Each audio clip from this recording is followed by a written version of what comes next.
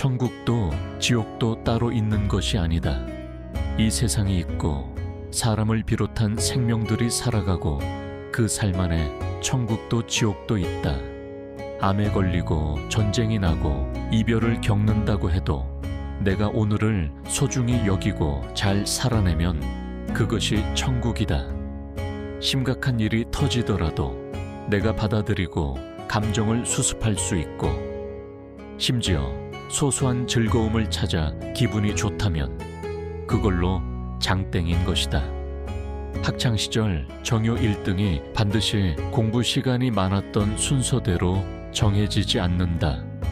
더 똑똑하고 시험 당일 운도 좋았으며 좋은 과외나 학원을 다니거나 하는 변동성 있는 조건이 영향을 끼친다. 그런데 정요 1등을 한다고 해서 후에 가장 유명해지는 것도 가장 연봉을 많이 받는 것은 아니다. 물론 그걸 수도 있겠지만 확정되는 것은 아니다.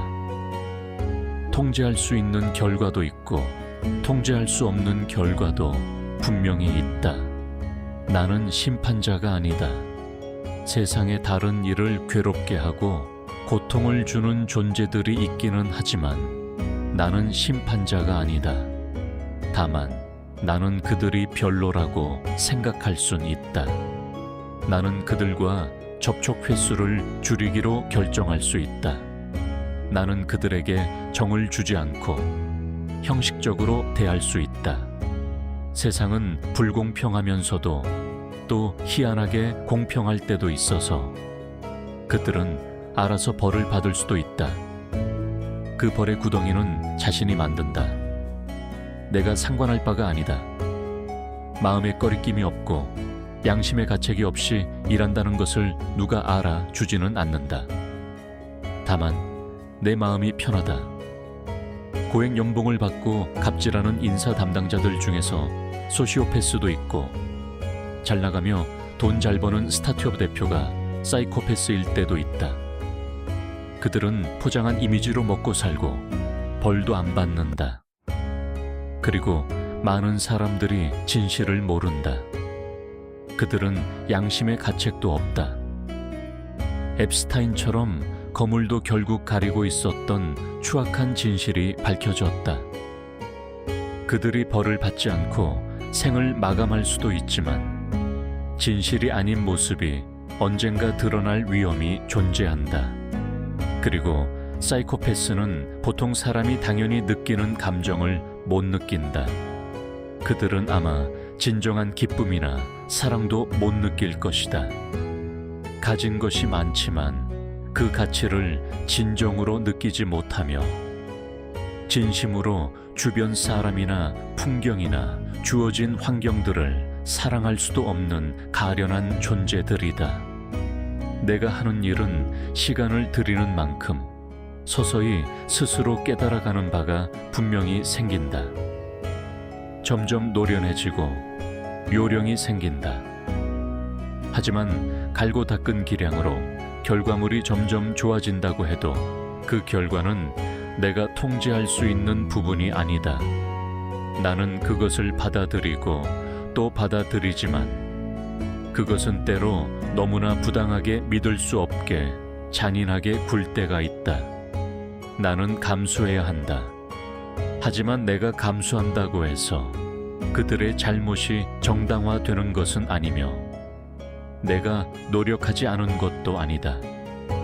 노력의 역설이라는 말이 있다.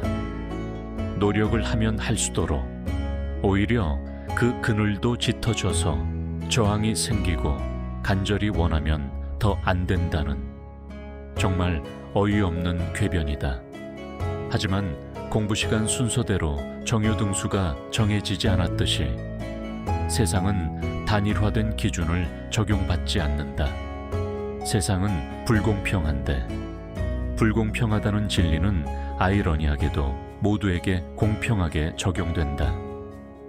공평하게 모두에게 불공평한 세상인 것이다. 때로는 합당한 대가를 받지 못할 때도 있다. 그래서 다 포기하고 이 세상이 얼마나 불공평하고 불합리한지 증명하면서 살아야 할까? 간절히 원하되, 그렇다고 반드시 원하는 결과가 오지 않더라도 괜찮다는 그런 모순적인 상태가 되어야지만 하려던 일의 바퀴가 비로소 굴러간다. 이건 물 위를 걷는 것처럼 어렵다. 네가 강하게 믿으면, 진짜 물 위를 걸을 수 있다고 믿으면 걸을 수 있다고 말하는 격이다. 그러니까 말 장난이거나 거의 불가능한 요구를 하는 것이다. 간절하게 원하되, 원하지 않고 노력하되, 결과가 안 좋아도 노력의 결과가 영에 수렴할지라도 아무런 불평 없이 받아들이는 상태는, 하지만 담담하게 꾸준하게 이어갈 수는 있다. 내가 통제할 수 없는 부분을 받아들이고 100억을 번다는 목표를 세우고 살아가면 그걸 이루기 힘들다. 큰 돈을 벌기 위해 많은 무리수와 저항이 발생한다. 하지만 10만 원을 번다는 목표일 때는 이루기가 쉽다. 나는 그것을 이룰 수 있다는 사실을 전혀 의심하지 않는다. 의심하지 않는 상태는 여러 저항의 상황을 없애주면서 쉬운 미션이 된다. 그럼 모든 바람과 소망을 100억과 같은 거대한 목표로 포괄해서 설정하지 않고 아주 작게 쪼개는 것은 어떨까? 메일 한 통을 보내는 것, 전화 한 통을 하는 것, 진행 상황을 업데이트하는 것 등으로 말이다. 잘게 잘게 부수어라.